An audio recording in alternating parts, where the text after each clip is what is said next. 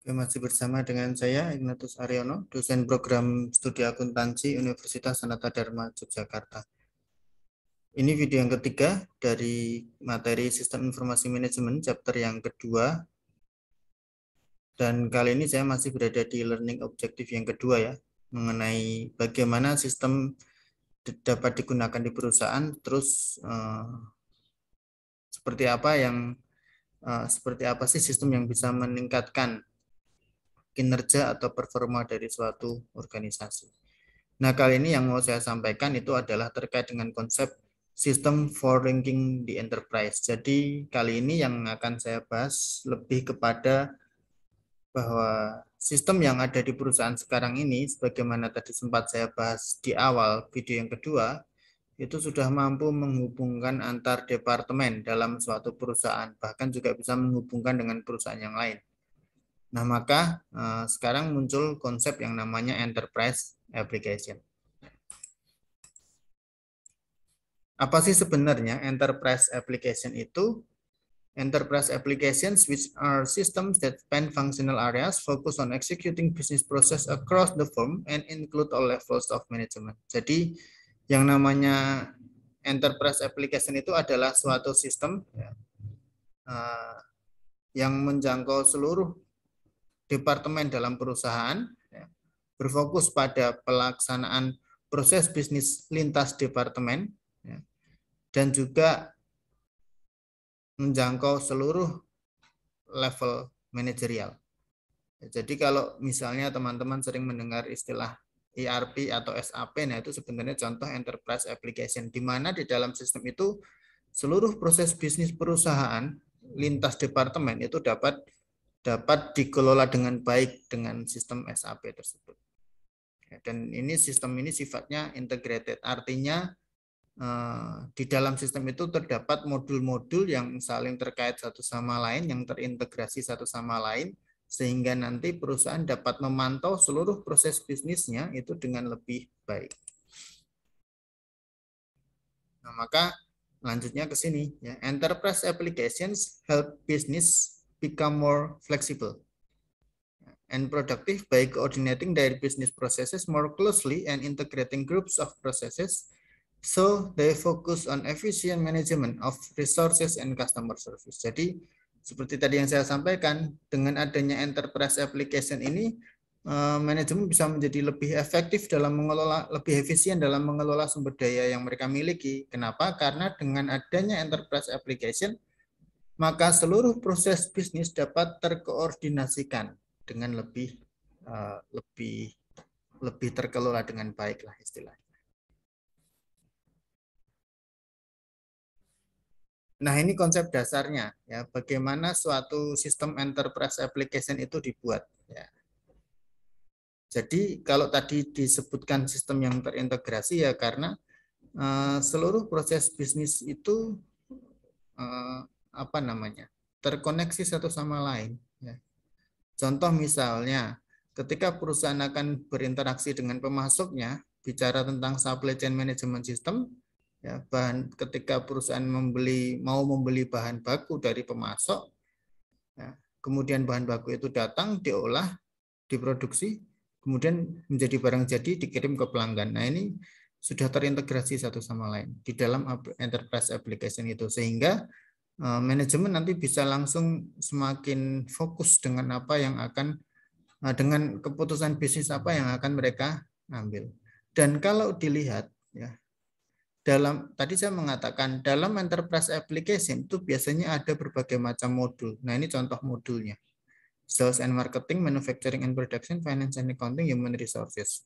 Semua departemen ini, semua modul ini terintegrasi satu sama lain dan terwujud dalam satu sistem terpadu. Ya, ini yang kemudian membuat enterprise application itu sekarang menjadi favorit bagi perusahaan-perusahaan untuk diterapkan di perusahaan mereka. Karena sekali lagi enterprise applications itu dapat mengotomatisasi seluruh proses bisnis. Ya, apalagi kalau untuk perusahaan yang departemennya banyak.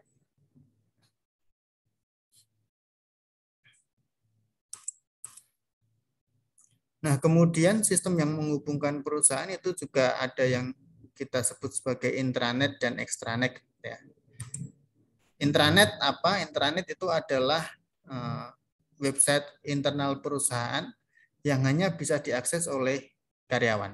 Jadi kalau misalnya perusahaan punya sistem sendiri, ya sistem yang punya website sendiri yang hanya bisa diakses oleh karyawan, tidak bisa diakses oleh orang dari luar perusahaan itu, nah itu berarti mereka menggunakan intranet. Ya. Jadi tidak akan bisa ditemukan ya, website tersebut oleh pengguna di luar jaringan di perusahaan itu sendiri. Dan intranet ini juga biasanya digunakan di kampus-kampus juga ya, seperti yang sering kita gunakan. Jadi misalnya mahasiswa itu mendapat akses internet yang hanya bisa diakses di kampus. Nah itu berarti sedang menggunakan konsep intranet. Intranet ini menjadi penting untuk menghubungkan antar departemen dalam perusahaan karena dengan menggunakan intranet maka komunikasi antar departemen bisa terjalin dengan baik. Misalnya seperti contoh yang tadi ya, ketika ada transaksi pesanan dari pelanggan, perusahaan kan harus memproses itu. Nah maka nanti dengan adanya intranet maka dari departemen penjualan ke departemen akuntansi dan dari akuntansi ke departemen manufacturing itu bisa saling berbagi informasi secara lebih cepat. Ya, dan tidak akan bisa diakses oleh orang dari luar perusahaan itu. Kemudian yang kedua adalah extranet. Ya. Extranet ini konsepnya berkebalikan dari intranet. Kalau intranet tadi adalah sistem yang hanya bisa diakses di dalam perusahaan, maka extranet penjelasannya seperti ini. Oh, ini terdekat. Extranet are company websites that are accessible to authorized vendors and suppliers and are often used to coordinate the movement of supplies of the firm's production apparatus. Jadi extranet ini adalah website perusahaan yang bisa diakses oleh pihak dari luar. Ya. Tujuannya apa? Tujuannya agar informasi dan aktivitas bisnis perusahaan yang harus dilakukan dengan pihak dari luar itu dapat terlaksana, dapat terselenggara dengan baik. Jadi misalnya perusahaan butuh beli bahan baku, otomatis mereka akan mengontak supplier atau vendor atau pemasok, ini kan pihak luar dari perusahaan. Nah, maka agar komunikasinya lancar, perusahaan bisa membuat website dengan tipe extranet. Kalau intranet tadi adalah website yang hanya bisa dibuka oleh karyawan di dalam perusahaan itu sendiri, nah kalau extranet website ini bisa diakses oleh vendor, oleh pemasok gitu ya, sehingga akan bisa semakin terlihat dengan mudah, terlihat dengan baik dan terjalin komunikasi yang baik gitu ya, untuk memudahkan proses transaksi bisnis antara perusahaan dengan vendor. Bisa langsung tahu perusahaan butuh barang apa, butuhnya kapan, dikirim kapan, harganya berapa, dan lain sebagainya. Jadi sekali lagi, sebenarnya ada berbagai macam sistem yang bisa digunakan untuk menghubungkan perusahaan, baik menghubungkan antar elemen dalam perusahaan atau menghubungkan antara perusahaan satu dengan perusahaan yang lain. Pak, lalu mana yang akan dipakai? Apakah pakai enterprise application atau intranet dan extranet? Sekali lagi itu tergantung dari sumber daya dan kebutuhan masing-masing perusahaan. Karena memang tidak bisa dipungkiri bahwa beberapa sistem ini biaya pengadaannya cukup mahal, ya, seperti enterprise application atau enterprise software itu juga cukup mahal karena membuat satu software yang kompleks dengan berbagai macam modul di dalamnya yang terintegrasi satu sama lain itu juga butuh biaya yang tinggi. Ya, tetapi sekali lagi bahkan di era sekarang enterprise application pun sudah dibuat versi murahnya, tentu dengan beberapa pembatasan, tujuannya agar tetap juga dapat diakses oleh perusahaan-perusahaan kecil dan perusahaan menengah. Jadi kalau saya ditanya, Pak Aryono menyarankan yang mana? Maka jawaban saya ya kembali lagi kebutuhan perusahaan itu seperti apa. Kalau memang mereka membutuhkan model yang ini tadi, apa namanya, enterprise application, ya tidak masalah untuk berinvestasi pada sistem ini. Ya. Atau ternyata Pak perusahaan kami maunya pakai intranet dan extranet, ya it's okay juga.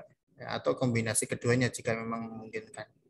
Karena sekali lagi, kalau kita bicara tentang sistem yang menghubungkan antar perusahaan itu harus sesuai dengan tujuan dari organisasi itu sendiri. Oke, kemudian berikutnya yang masih mau saya bahas di video kali ini adalah terkait dengan konsep e-business, e-commerce, dan e-government. Nah, yang pertama e-business dulu. Tentu e-business atau bisnis elektronik ini sudah sering kita dengar gitu ya. Tapi sebenarnya apa sih konsepnya kan gitu ya.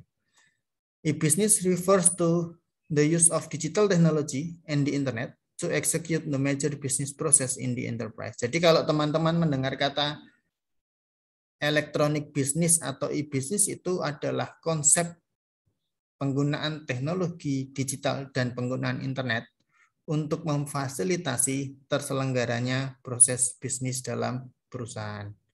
Ya, jadi semua proses bisnis di dalam perusahaan yang dijalankan dengan bantuan teknologi digital dan teknologi internet itu masuk dalam konteks e-business.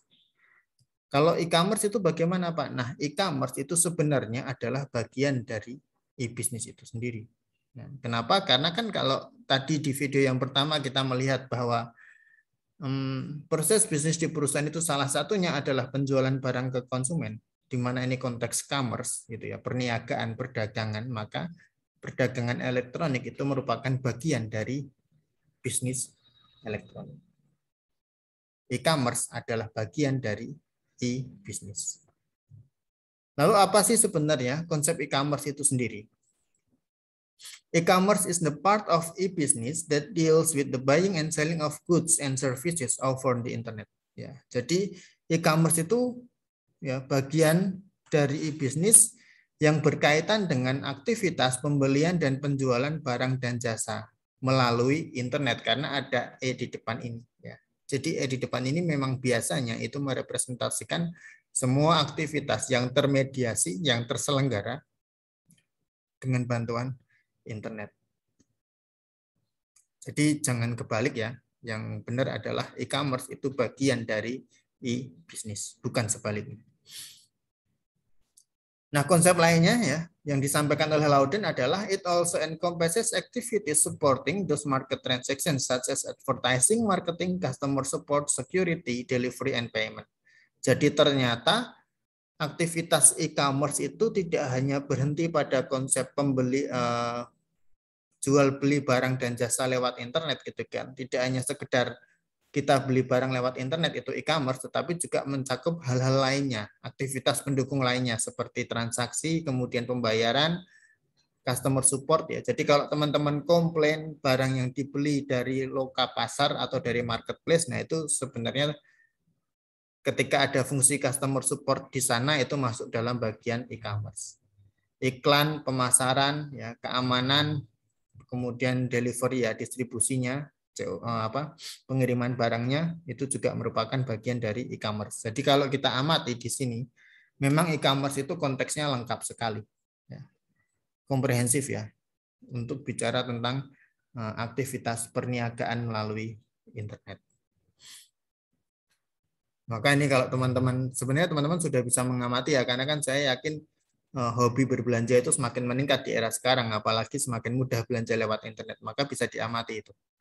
Ketika ada iklan yang muncul, kemudian ada pengiriman barang, pembayaran, itu sebenarnya merupakan bagian dari e-commerce. Lalu yang berikutnya adalah e-government. Ini sekarang juga semakin banyak bisa kita amati ya. Ketika aktivitas-aktivitas pemerintah itu juga dilakukan melalui internet. Ya. Misalnya yang sering kita lihat, kalau yang pernah saya amati itu ya di Instagram misalnya, beberapa lembaga pemerintah sudah mulai masuk ke sana seperti kantor imigrasi, Ditjen Pajak, dan lain sebagainya. Nah, maka apa sih sebenarnya konsep e-government itu? E-government refers to the application of internet and networking technologies to digitally enable government and public sector agencies relationship with citizens, businesses, and other arms of government. Jadi kalau tadi saya mencontohkan, saya sering mengamati Instagramnya kantor imigrasi misalnya, karena kepentingan terkait urusan studi di luar negeri. Atau saya mengamati aktivitas pemerintah Kota Jogja di internet. Nah, itu sebenarnya menunjukkan bahwa pemerintah sekarang sudah semakin sadar bahwa teknologi jaringan dan internet itu menjadi penting untuk aktivitas kepemerintahan. Maka di sini konsep e-government adalah aplikasi ya, yang menggunakan sarana internet dan jaringan teknologi ya, yang memungkinkan aktivitas pemerintah dan lembaga sektor publik lainnya itu dilakukan secara digital, sehingga mereka tetap dapat meningkatkan hubungan antara kantor pemerintah tersebut dengan warganya, dengan perusahaan, atau dengan lembaga pemerintahan lainnya. Nah, ini nanti silahkan teman-teman amati di daerah masing-masing sejauh mana e-government ini sudah dijalankan oleh pemerintah daerah, teman-teman.